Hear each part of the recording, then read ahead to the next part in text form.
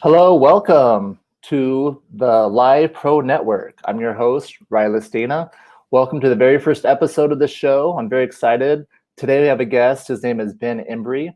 So in this show, I'll be doing my networking live with professionals so that you have a chance to meet different people and learn about different industries. So let's go ahead and bring Ben into the stream. Hey Ben, how you doing today? Hey Rilus, I'm doing well. All right, so where are we located today? We are in sunny San Diego. It doesn't look too sunny today. Yeah. Mission Valley area. Yeah. So we're actually in the same room. Look, I'll do a little move my webcam over here. Boom. So in our office, who picked up these blue walls? So you did. We picked them up together, right? Yeah. I still like the blue, but I haven't been here for a while. I haven't been here. Man, it's been about at least 6 months, I would say. So since all this craziness started. Yep. So yeah, do you still like the blue walls? We might paint them. You're getting kind of tired of them? Well, I mean, they no longer match our company colors, so. You still have blue in your logo, don't you? It's your sign out there looks good. So I'm gonna point out there, show your nice sign. Embry Family Law. Are you supposed to move the camera in the show? I want to break all the rules. So, yeah, so today is the very first episode. So thanks, Ben, for being the first guest of this show. So I do kind of want to set up the format for this show as I bring on every guest. I really appreciate you being the guinea pig. So I would like to give a good background of each guest. And I guess when I had this idea for a while to do what I was calling a guest show, where I bring on different guests, go live with other guests. And in doing it, I said, okay, if I'm going to do this, like to do a good job, I'm going to have to do my research about every guest that I bring on so I can give them a good and proper intro. So that was easy. So here's, I was thinking about it, I wrote down some notes. We go back all the way to law school is where we first met, right here in San Diego. So in law school, we were study partners. We were in study groups together. So I really got surf partners. That's right. Surf partners. You took me to Beacons the first time. I think so. Carpool partners. So yeah, we carpooled for a while. I was living in Oceanside. You were in Encinitas, right by Beacons, and carpooled together. So yeah, we got to know each other during law school. Stayed in touch, a little bit, here and there after law school still. Where we connected again is when your partner died, when your business partner died. I would say that's where our relationship got, our business relationship started. Right. So, yeah, so I'll tell my side of the story, we can tell your side, but basically your partner passed away and you reached out to me just kind of, as a friend. And then also your business partner did some estate planning, correct? Right. And then also we were talking about an estate as well. Now, how to handle his share of your practice together. Yeah, that's true. I mean, that's, probably a week or so after it happened, I reached out to you and we started talking about that stuff. Yeah. So fast forward a little bit, we became business partners at one point. So, and that was early days of Mont Legal. Right. Essentially, that was this consulting arm of Mont Legal, trying to figure out how to improve law firms. And so we partnered up. So let's get an office. Let's paint it blue. Bright. Let's paint it bright. And then you were doing family law, as you still practice. I was practicing estate planning. And in our joint venture, we had some other practice areas. Right. Entertainment law, immigration law. Learned a lot, but I think one of the biggest lessons we learned and the reason we disbanded is we weren't doing any one good thing well. It was a real challenge to market anything by being in all those practice areas together.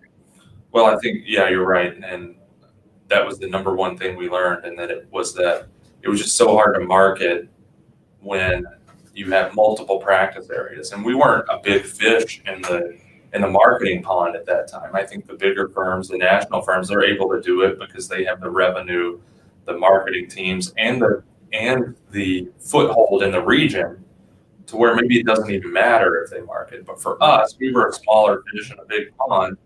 Yeah, we're trying to build all those things. We're trying to build a website, create it, and then it became apparent pretty quick that to try to it was going to be too hard to try to market to multiple areas. So good times though. It was nice learning about the other areas of the law. Mm-hmm. You know, I got a little bit, I would say probably more of an inside look as to family law, you know, what that's like and how that works.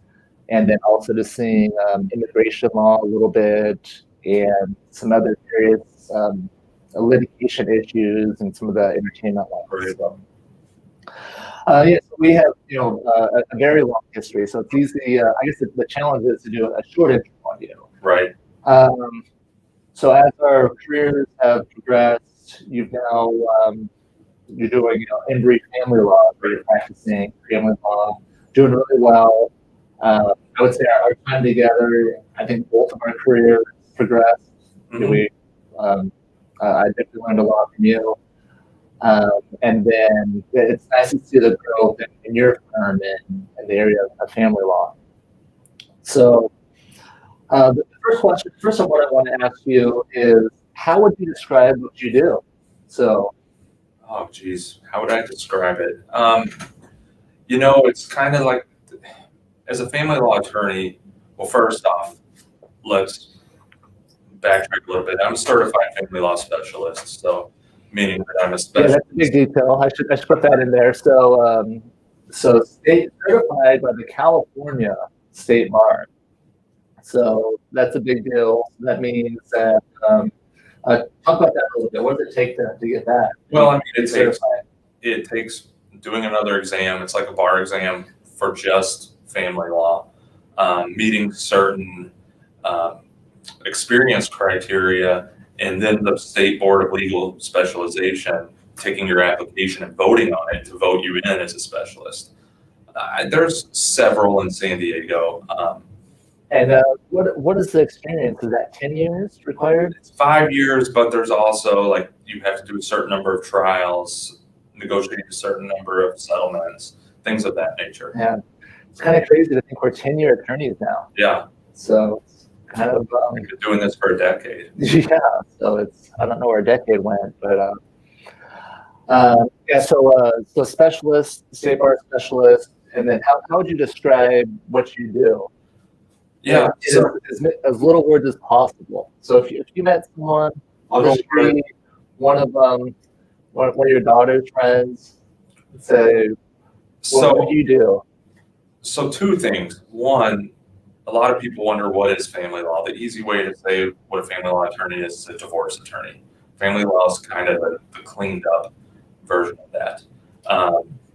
But another way of describing what I do is, you know, probably 80% advocate for the client and 20% therapist for the client. Yeah, maybe more therapist sometimes. Sometimes. So explain to a little kid, say, you help mommies and daddies get out of bad situations or that's true. Move on with their lives. So I've also I've had the service of divorce as well. So I got that kind of inside look as well. So it's interesting just seeing it from that perspective and then also from the other perspective. Right. So you said 20% therapists, maybe more. So it's hard on those percentages, but I feel like, yeah. So my area of practice, estate planning. So I help people divide their assets after someone passes away. Pretty similar to the family law in the sense that there's the emotional aspect. Right. So maybe another way to say what you do is you help parties divide assets after the relationship's over. but that can be kind of an emotional thing, right? Yeah, I can. So, so I think that's what makes it. Would you say that's what makes it more challenging, the emotions, or how would you say that affects people? Yeah, the emotional aspect is huge. I think, people tend to want to fight an emotional battle, want to fight over principle. Um, when we look at it as practitioners, sometimes it's hard to stay out of that emotion, but you almost have to if you want to truly represent your client. Sometimes if you get into their emotions and get tied in, you're doing them a disservice. But to elaborate on what you said, yeah, I mean, people can fight over the China, and is that really worth it? No, it's not. I mean, I suppose it's not. It really depends on the full game or the bigger picture. Yeah. So I think that's why on the surface it may look like a fight just over the China, but a lot of times there's deeper emotional things in there. So I think that's what our practice areas share in common. And what I hear you saying as well is just to be aware of it. You just try to be aware of those emotions. Maybe be sensitive to what they're going through, but also I think it's our duty to kind of be removed as well, right? Just to give simple legal counsel so they can navigate through. Exactly. I mean, sometimes, and recently we've had a case my associate attorney's working on, and it's almost as like the opposing counsel is more invested than her client. So it's kind of an odd situation to see someone in that, and where the attorney is just, So you said the attorney is more invested in their client? More invested in their case than their client is what it seems. What does that look like, or what makes you think that? Well, I mean, just being more emotional about things. It was an emergency custody issue where our client said our process server said when he served the emergency request for emergency orders that the client said, well, have your attorney, or the opposing party said, have the attorney call me and I want to stiff this out, meaning resolve it. Yeah. And then his attorney got involved, and that was quite contrary to what he was saying. And then when our client picked up the kid from the emergency orders, the father was thanking her. And I don't know, I wasn't there, so I don't know if it's a facetious thank you, but thanking her for picking up the kid. And then we get emails from opposing counsel again, and it's like, well, what is it? Who's really running this show? Is it the client or the attorney? Yeah. So I think that's the bad rap that family law attorneys get. Where sometimes they are. Yeah, so the way you put it, the attorney is more invested in their client. And we were talking about this some, before I went on today, and it seems kind of like a very common theme. Like as we eat, we usually try to have lunch. When I'm out here, try to catch up. But a very common theme is we talk about these old school lawyers, these billboard attorneys, kind of the older generation, and some of the crap they get away with. Right. So, and that's kind of an example of it, where the way you said is that the attorney was more interested in the client than the client. Could it be that the attorney had billing requirements from their big firm, that they had to bill so much money, meaning spend so much time on the case? If they had a retainer, and so explain how that works. Explain what a retainer is, and so how people usually hire a family law attorney. So in our practice, I mean, we've tried it all different ways. We've tried fixed fees, we've tried other things, but at least in family law, it all goes back to retainers. And basically, there's two types of retainers: a true retainer, where you deposit, let's say, $5,000 to the attorney, and that's just to secure their time, and then they bill you hourly. That's not what we do. We take a retainer, which is essentially an advance of attorney's fees. The way that works is you pay the deposit, it goes into our trust account, and then as we do work, we bill you as the client, but take the money from the secured fees or the advance on fees, and then pay ourselves. Yeah. So because it's tough to determine how much time it's actually going to take, because each scenario is so different, right? Right. I mean, we've tried to do fixed fees before, and because we can see the value to the client in knowing, because everyone asks, how much is this going to cost? And my answer across the board is, I don't know. If any attorney tells you in a divorce case, they know how much it's going to cost, and they're not giving you a fixed fee, then they're lying to you, because no one knows how much. So back to that, we've tried the fixed fees. We've tried to offer the client, okay, here's a sum certain that you will pay to get through the case. The problem that we have with that is that it's either extremely fair to us or extremely unfair to the client. It's either extremely fair to the client or extremely unfair to us. Or vice So versa. you can get in situations where you spend a ton of time and then you don't get compensated for it. Exactly. What you've been compensated for it. But if you did it at an hourly rate, you would be compensated much more. So that's part of that conflict of interest that you have to look out for, because an attorney, by that method, what's the incentive to take the short route to get there? Right. So, and some of these bigger firms, you see they put a lot of pressure on their attorneys to earn all that money, right? Right. So, and earn more than that. Yeah. So that's.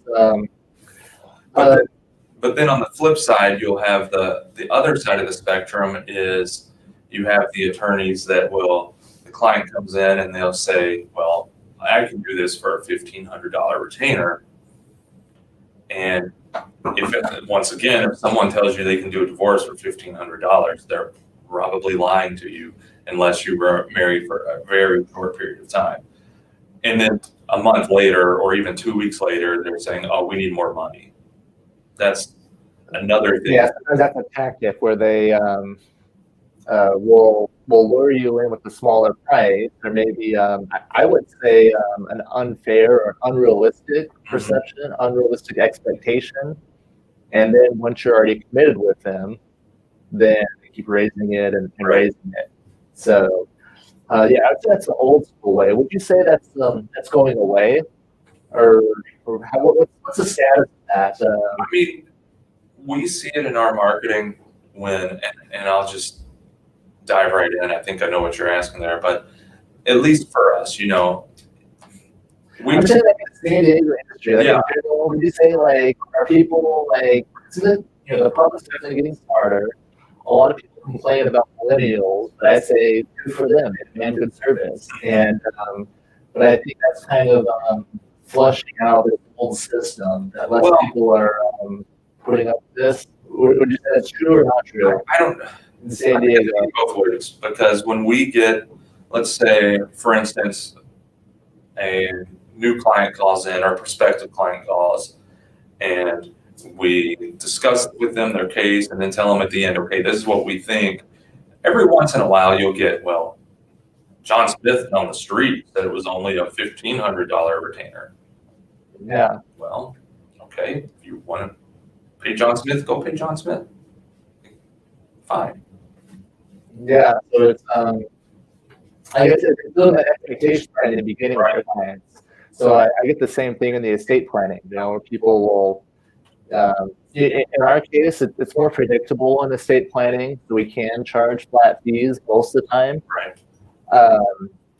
But sometimes there's people have that sticker shock where my fee's higher than something, someone else's lower fee, but it's the same thing. Like if someone quotes $1,500 for probate, it's probably going to take more than that to get the whole thing done. And then also, what type of service are you going to get as well? So, are you looking for the lowest price? That's something I always like to ask in those consultations. Where like you're shopping for an attorney. Like what are you looking at? I mean, if you're putting it in perspective of big box retailers, do you want the 99-cent store? Do you want like Bloomingdale's or Nordstrom, or do you want something in between? Is kind of the mentality. And I mean, I don't use that from from a price standpoint. Yeah. Because I would certainly say if for us, we pride ourselves on our work, so we're probably quality of Nordstrom with, you know, a target price. Yeah. I don't know. But that's on the retainer end. I mean, you can still expect to spend a lot of money on it, course. And I think that's what it comes down to is how you treat your clients, how you treat people. And something that I respect about you and your practice is that you don't do those predatory billings where this is something we talk about a lot of times. Doing the right thing, where you take care of your clients means you make way less money. Right. But it's and that's what I see the big problem with family law. What is a good lawyer? I would say is someone that can get to the end of the conflict in the easiest way, but right. You want to get compensated more? I mean, I guess in that regard, wouldn't there be an inherent conflict of interest between attorney and client when the attorney's best interest is just to bill, and the client's best interest is to get what they're deserved and get out of there for the least amount of money? One of the things that we pride ourselves on in doing is really advising our clients in that role and saying, looking at it for the big picture. I like to talk about what the net gain is for the client. So yeah, I had a prospective client call me a couple months ago, or not months ago, a couple weeks ago. It was a child support issue. His ex-wife wanted to raise child support. His child emancipated, and he wouldn't have to pay in 6 months. In 6 months, no more child support. And he said, well, what's my exposure here? I told him, I said, well, your exposure is, you're looking at anywhere from $200 to $500 a month increase, probably, depending on, because he wasn't paying much support anyway. And I did the math for him, and I said, okay, I'm going to do the math here. I'm not a mathematician. But I said, you're looking at 6 months times 500, so $3,000. Are you going to pay up $3,500 or $3,500 retainer to maybe save you $100 a month? For how many years, too? We're talking about 6 months. Yeah, okay. So it wasn't worth it. Yeah. And I know that had he gone somewhere else, they probably would have said, oh, yeah, we can do it. So I have a similar thing when people need to collect assets that are below a certain level. A lot of times there's an easier way they can do it, but we have a minimum fee, and I'm just upfront about that. We have to have a minimum fee before we can get into something. But and same with you. If you can just be honest and upfront, and let them know what the best outcome is, and let them weigh. I mean, is it worth it? And I certainly think it wouldn't be to spend $10,000 on attorney's fees to receive a $5,000 benefit. You're at a net loss there, so no, it isn't. But sometimes, like we discussed earlier about the emotional aspect, sometimes maybe it is worth it. I mean, as long as you're having that conversation with the client. I can tell you about one we litigated last year. Ex-wife, husband owed ex-wife like $15,000 in support arrears, but ex-wife owed husband about $15,000 in back in something tax. Ex-wife wouldn't stipulate. She said she didn't owe the tax. So we went to trial on this issue. Well, it all evened out to zero. I mean, they never made an order. They offset completely. But our client paid us about the same what that debt was to litigate that. But for him, it was, I'm not paying her a dime. I would rather pay you the $15,000 to litigate that issue than to see it go to her. And, as long as you have the conversation with them that, hey, it's going to cost you more or the same, then I think it's okay. Yeah. So, as long as they understand. All right. So, how can people find a good family law attorney. So you practice here in San Diego. So part of the intention of the show is to be able to start building a database of professionals. That's one way. But what people watching in other markets and just like in general, what should they look for in searching for a family law attorney? Well, I think first, a good starting point is to ask your, attorneys that you know or professionals. Ask them if they have any recommendations. Like your CPA and Estate planning attorney. yeah. If you have to go online, go online. I mean, that's where a lot of business comes from these days anyway. But when you're looking for a family law attorney, you want someone whose mentality and personality kind of matches with yours. If you have that bulldog personality, then you probably want that attorney. And I know you've told me that you've had clients, you've had consultations, and people not hired you for that reason, right? Yeah, and it doesn't bother me because I know if I can't be the person that they want, then the relationship isn't going to work. And when I say that, we have a more of an even keel kind of mentality here. It's not that we won't litigate and won't fight for our clients, because we do on a daily basis. It's just that I don't think that over the top, sharp or bulldog is necessary. And I don't think that it's just a waste of time usually, and the client pays for it. Yeah. And so, but some clients need that. They need that kind of representation. And good for them. I mean, we have conversations every day with prospective clients, and sometimes the conversation is maybe we're not a right fit. And so at that point, we have no issue referring people to who we think would be the right fit for them. Okay, so see if they're kind of they match your personality, match I guess your intentions. Like, Yeah. I mean, if someone came to us and said, "I just want to make her pay," or "I just want to make him pay," probably not the right fit for us. Yeah. So, okay. Now, I know two things. I want to know what is your favorite part of your practice about what you do, and then I want to know your least favorite. Oh, goodness, that's a good question. Your best type of client, maybe that way the best type of person to work for, and your worst. I guess so. Sounds like you don't work with people you don't like. Right? So if they're looking for, the bulldog, these types of people, you said.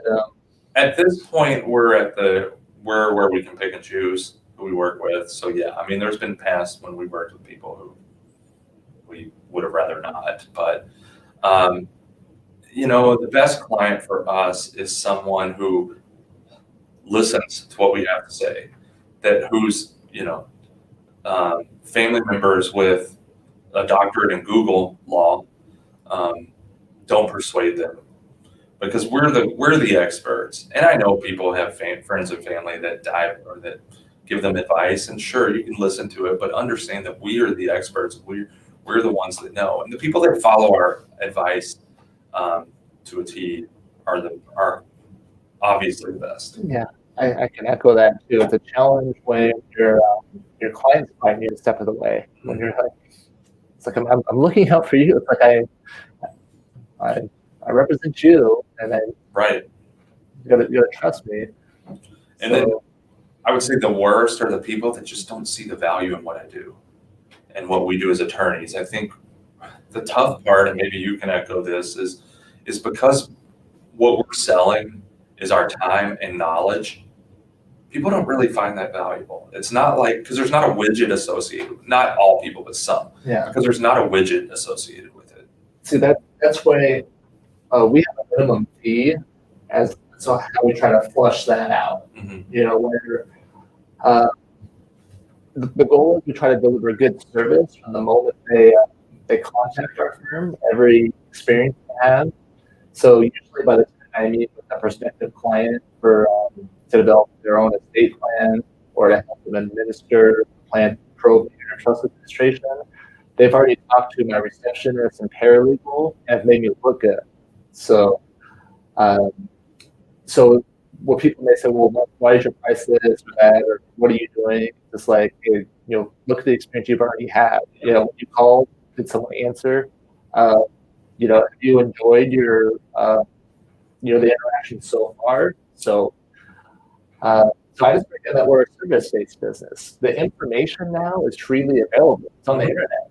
Is that true for family law? Do you need an attorney? I love that question. Do I have to hire an attorney? Look, I'll be completely honest. When I'm researching my starting point, I've got two starting points. I have an outline from my specialist exam. I have another book that I look at, and then Google. And then from there, I gather what I need from those documents, and then I go into my legal research software and fine tune it. So it's all out there. But I like to say, people always ask, or when people ask, why do I need an attorney? And I say, well, why do you need to go to Valvoline oil change? I think anyone with half a brain can change their own oil. You need ramps, you need a wrench, a new oil filter, and something to dump it in, and then dump it on back in. But when you go to those places, you can rest assured that it's being done right. Because part of the thing that maybe you can find what you need to know, but what don't you know? Because you got to know what to look for, but what I guess the negative of that too is you may find let's say a statute that says something, but there's a case that applies it completely differently on a different level. So it's interesting because it's changing the practice of law, right? So I'm sure you're seeing this as well in your stuff. Maybe, I don't know, maybe custody agreements or people that do it themselves. You see it blowing up later. Like we're seeing that in estate planning. Now that all the people that did it themselves for free or did something, you don't know what you don't know, and then it's actually it's kind of like creating more work for lawyers to play this. I would say so. So. All right, so we've been going for 32 minutes. This is going fast. This has been fun. So when I started talking about the show, I talked to my team about it, and they said keep it short. I want to kind of make sure that we get kind of a summary part first, 20, 30 minutes or so people looking for a family law attorney can get what they need. And then we can get into more like other topics, I guess. We get into other. We were talking a little bit before. That's actually the goal of this. It's one, just to let people know who you are, and then also appeal to the business owners as well. The attorneys in their practices, if they have questions or comments. I'm sure they're dealing with all the same issues that we talked about. Right. Whatever the practice area is. How do you find clients? How do you screen clients? Is kind of what we talked about. So, just as the public goes through a process looking for an attorney for legal representation, the way we build our law firms, we're also, need to, I guess, weed out, filter the people that don't see their value and. That's true. So basically, our intake process is, well, we have our ongoing marketing, our marketing team that does that. So I would leave that to them to determine how we get clients. But they call in. The first person that that greets them is my paralegal Nicholas, because he's been with me for 5 years. He knows the ins and outs of the business. Awesome. He makes you look good. So that's the key. So he's and then a great service. Yeah. So. And then we'll schedule the initial appointment. But where we're different than most attorneys in San Diego is you're going to pay for it. Most family law attorneys will offer, a free 30-minute consultation. Some will offer a free hour in the house. And this is pre-COVID. I don't know what they're doing now. But for us, you got to pay for the hour. And the reason behind that is because you're getting a lot of information there. Information that you could maybe use. Say you decide you don't want an attorney, but information you could use to jumpstart the process yourself. It also will make sure that people who are coming into our office are equally as committed as we are to getting to the process. Yeah, that's something that we're dealing with right now as well. Should we charge for our initial estate planning consultation? Uh, right now, we're doing all virtual meetings, and my practice is mostly in Arizona. Most of my clients are there, although I do have some San Diego clients as well. But Arizona, I don't know, it's different there than California. We're getting pressure of people wanting to meet in person. Are you getting that, Ben? Some, but Nick weeds that out pretty quickly. Yeah. I mean, the struggle is, and I see it, the struggle is, again, it's down the street, they're going to give the consultation for free. So that is a struggle. And then also thinking, truly you are going to lose out on leads if you charge. I've kind of gotten spoiled doing these virtual meetings. I'll be honest, it's nice. A lot of the working from home, working remotely, without having the commute and doing all of that, I get so much more done. But it feels like the people that want to come in person are the people that want to waste your time. They don't intend on hiring you, but they want to spread out a pile of junk, right? Have you go through it, have you politely tell them at least 2 or 3 times that the way to get the answers to those questions is they have to hire you and pay you to actually read all of them, and then I feel like virtually and over the phone we can read those out faster. And so when people call looking for help, I like to ask, what are you looking for? And sometimes it's, what's the answer to this? And it's probably the same in your situation. How much do I have to pay? It's like, you can't, the answer is, it depends. That's on our Malt Legal Instagram today. There's a joke about that, but it's, unfortunately, it's always the answer. As attorneys, we want to ask you like 20 more questions and to figure out what the answer is. Well, and I think, there's always the struggle of, for firms and marketing, do you quote fees over the phone? And I know when we had Embry Dana Statro, that was a big question in our mind too. Do we do it? Do we not? And we've gotten to the point. We went both ways too. I went periods where we didn't, periods where we did. Well, we do it. Discounted fees for phone thing. We tried all sorts of stuff. We did. But what we do at Embry Family Law is, what Nicholas does is, he'll give a range.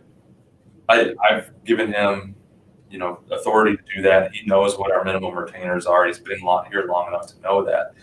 Because we kind of want to put forth, or not kind of, we want to be transparent. Right. We want build realistic expectations. We want the client that's coming in, or in this world, calling or virtual, to know going into that meeting what to expect. Because I've had clients sit down, or prospects sit down, and when I quoted the fee, they said, "Oh, I thought I could hire an attorney for $500." Like, yeah. So that's why you'd rather have those over the phone or Zoom, because if you get to that in the first 5 minutes, but even where we are with quoting what our retainer, the low end and the high end, at least the client knows coming in, and it weeds out the ones that may not even be able to, that can't pay that. So, I mean, I understand some people, their mindset is, well, if I get them in front of me, I may be able to sell them. But to what? To show them the value. That's always the trade-off. It's like, do we quote fees? We're worried about scaring them. The example I heard someone else use, and I think it's a horrible example, is they talked about how they paid like $600 for a battery because they were at the BMW dealership. They're like, I was just there, so it's like fine. Right. But if they would have called and said, $600, like they would have figured out another way to do it. But we don't want to be that. Like I don't want to be in that. I don't want to do it that way. You want to build. We don't want to trap people in the office. Let me check with my manager. Our salesman mentality.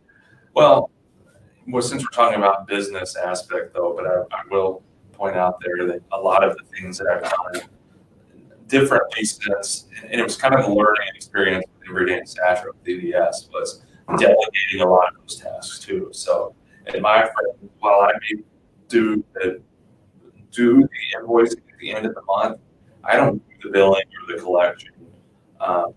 That's delegated out, and that's twofold. One, so the clients, well, first, so I don't have to deal with that and spend my time doing other things.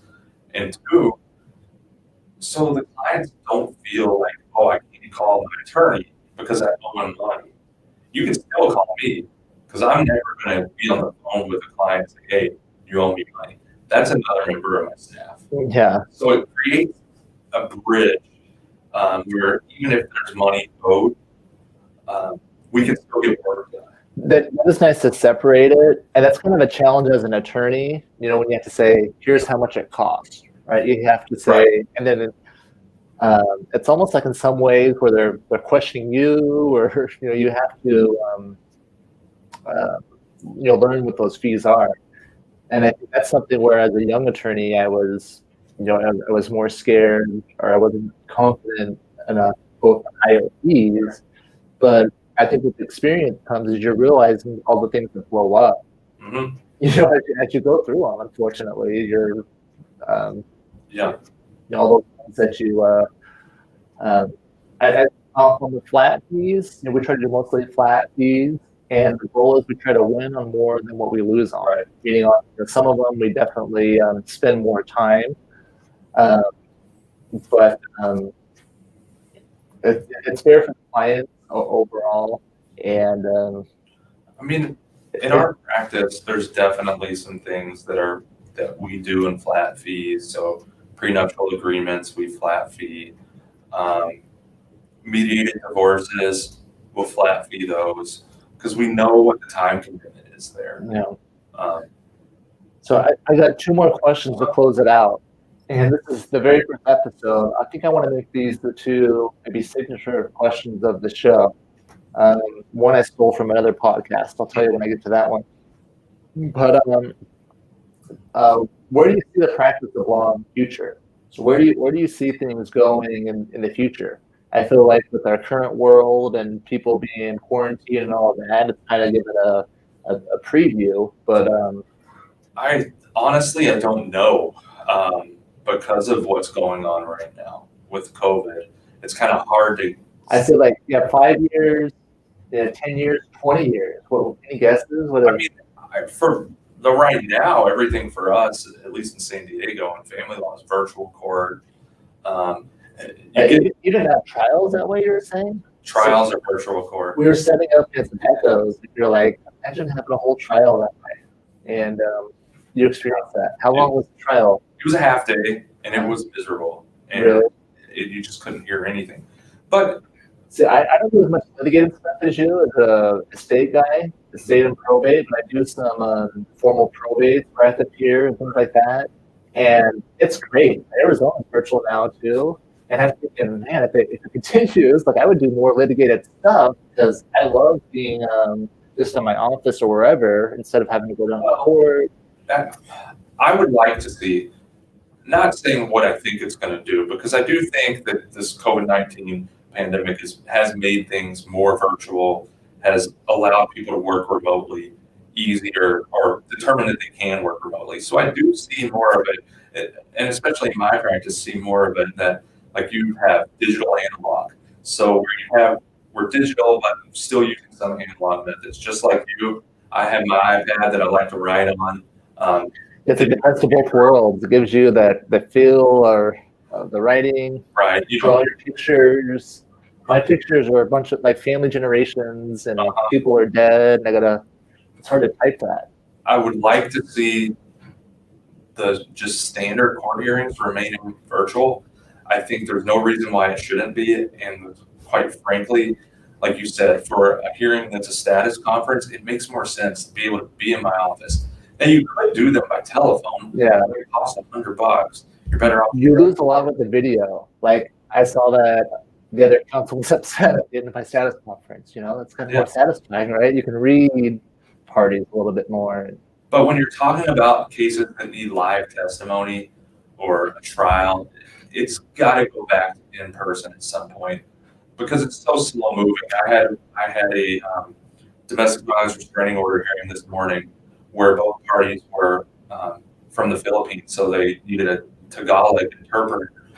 And interpreter matters are slow in court, but imagine on virtual where you just have to talk slow and listen and not interrupt, and it's just very slow moving and not efficient. Yeah, I get in trouble for this in court sometimes, talking over the other parties. They don't like that, but It's worse now.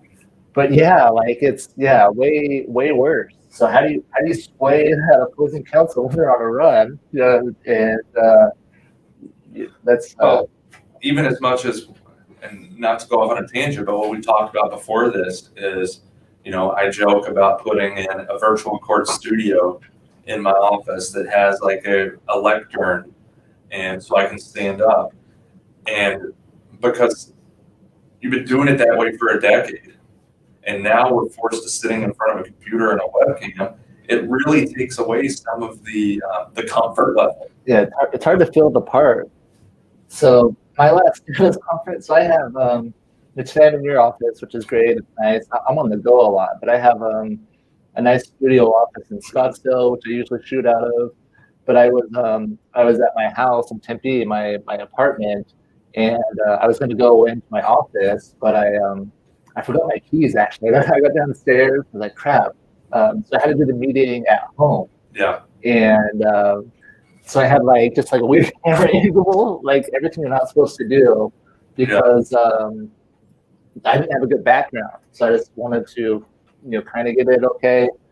But yeah, it is harder, a little bit harder to get into, I don't know, the role. The good thing with virtual court, though, is we were technically supposed to be in Hawaii this week, and I have a trial starting Wednesday. I could have done it. But yeah. So, but you're not in Hawaii. No. So yeah. So I with the virtual, I've been seeing. I was here all week in California, but I was working virtually, seeing most of the Arizona clients. So it's a nice way just to get out of the Arizona heat and live where you want to live, be where you want to be. So the future, I think, will be interesting. We'll definitely see. We're going to see more of this video stuff. Right. And any other predictions for the future family law? No. So, all right, here's the last question. So I took this one from the CEO Pulse with Raphael. So he interviews entrepreneurs, other people. I had the privilege of going on that show, and he asked his guests this. So if I knew this beforehand ahead to watch this show. You don't have the luxury of planning ahead, but if you ran into your 18-year-old self, like Back to the Future style, there's been a bunch of memes on this lately. I follow this account. I think it's a Teflon Bus on Instagram. Have you seen all those? I've seen some of them, yeah. So, but they have there's a female saying it's me from the future, and it's her daughter, and then it's always something different on the bottom, like what the guy's saying. Yeah. But yeah, that's the question. Like, if you ran into your 18-year-old self, what would you tell yourself? Ooh. I guess what I would tell myself would be that, life's going to throw you some curveballs. Don't get disheartened. Don't get down in the dumps and just push forward and everything will be okay.